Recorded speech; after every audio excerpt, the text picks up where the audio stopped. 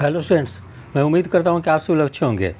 BPSC के द्वारा शीघ्र ही assistant revenue and accounts officer की नोटिफिकेशन जारी की जाने वाली है।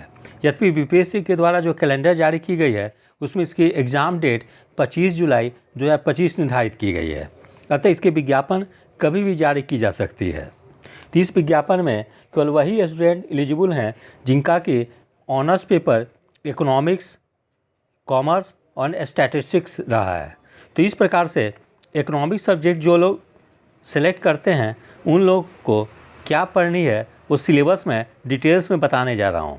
यद्यपि इसके पूर्व मैंने हिंदी माध्यम में इकोनॉमिक्स का सिलेबस बताया था, तो बहुत सारे स्टूडेंट लोग कमेंट करके बोल रहे थे कि सर इसका इकोनॉमिक्स का इंग्लिश मीडियम में भी आप सिलेबस का डिस्कशन कर दें जिससे कि हम लोग को आसानी हो। तो आज मैं इकोनॉमिक्स ऑप्शनल का डिटेल्स में सिलेबस इंग्लिश मीडियम में बताने जा रहा हूँ। तो सेक्शन 1 के अंतर्गत में कौन कौन सी टॉपिक पढ़नी है वो बता रहा हूँ। जैसे the framework of an economy, national income accounting. दूसरा चैप्टर है economic choice, consumer behaviour, producer behaviour and market forms. तीसरा चैप्टर है investment decisions and determination of income and employment, micro economic models of income distribution and growth.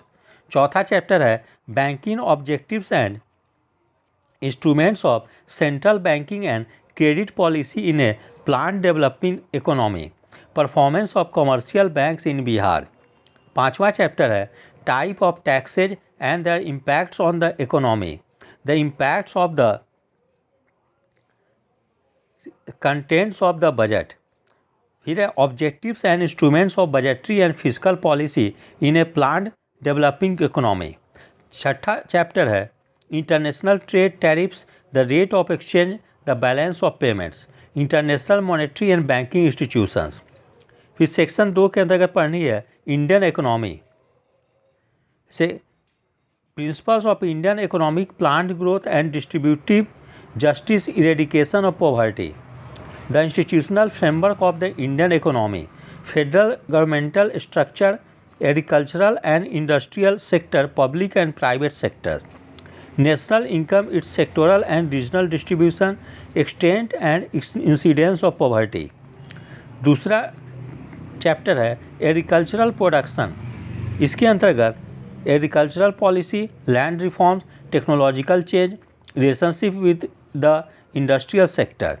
तीसरा chapter के अंदर पढ़नी है industrial production, industrial policy, public and private sector, regional distribution, control of monopolies and monopolistic practices. चौथा chapter है pricing policy of agricultural and industrial outputs, procurement and public distribution. पांचवा chapter है budgetary trends and physical policy. छठा chapter है monetary and credit trends and policy, banking and other financial institutions.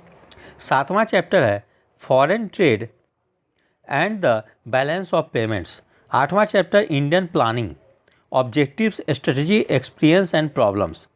नौवां chapter है Bihar economy, relative positions of agriculture and industry, retards of economic growth, poverty and unemployment, progress in land reforms. इस प्रकार से economics optional जो भी student select करेंगे उन लोग को ये सब आपको जो है कि टॉपिक पढ़नी है।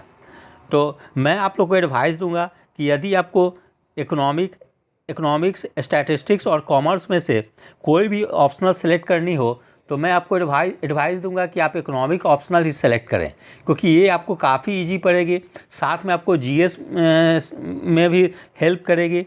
इस प्रकार से इकोनॉमिक्स ऑप्शनल अगर आप रखते हैं तो निश्चित रूप से आप एडवांटेज में रहेंगे।